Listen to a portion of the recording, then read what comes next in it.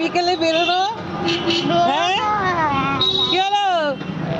এই যে কি হলো,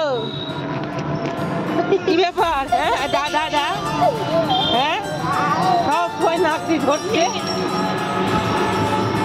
পেট বেরিয়ে যাচ্ছে, জামা ছোট হয়ে গেছে, পা তোলাচ্ছে।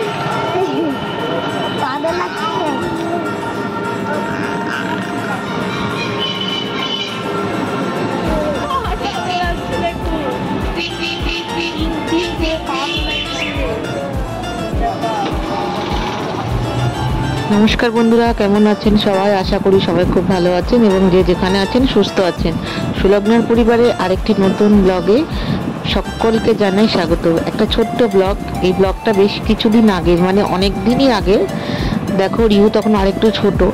তো আমাদের রানাঘাটে শীতলা পুজো, মানে দোলের পরে অষ্টম দোলের সময় শীতলা পুজোর মেলা হয়। এখানে একটা বড় শীতলা মায়ের মন্দির আছে, খুব জাগ্রত। তো ওখানে মেলা হয়। এই মেলাটায় আমরা ছোট থেকেই, মানে একটা আবেগ বলতে পারেন, ছোট থেকেই যাওয়া যেতাম। তো মেলাতে বাবা নিয়ে যেত, এক ব্যাগ মাটির খেলনা কিনে নিয়ে আসতাম ওখান থেকে, মাটির পুতুল। এখন তো সেসব পাওয়া যায় না।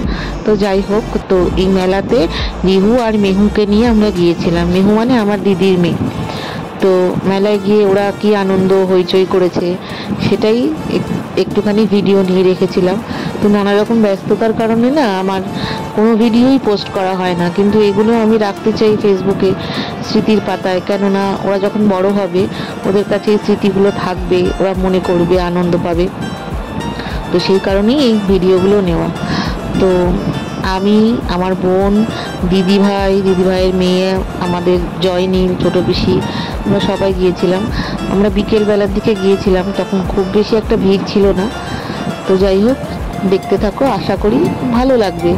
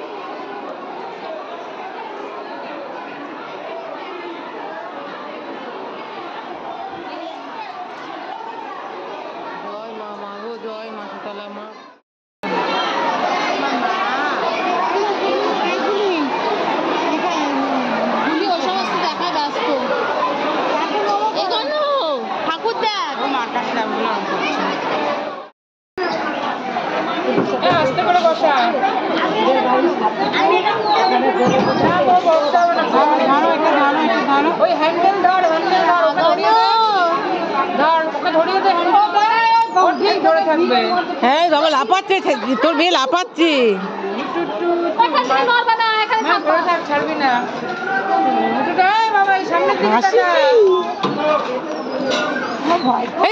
মেয়ে পড়ে গেছে।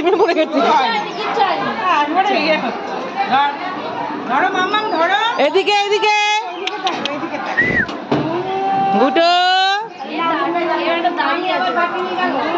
গুলগুলি আর গুটগুটি, গুলি আর গুটগুটি।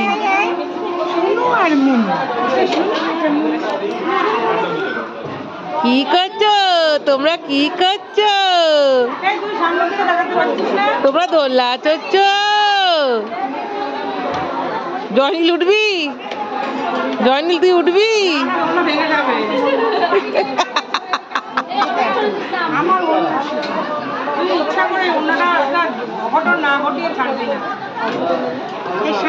আর ঘুরতে হবে না, টাকা নেবে। এই মেয়ে বারবার পড়ে যাচ্ছে। দিদিভাই কি করছিস তুই? 30 টাকা।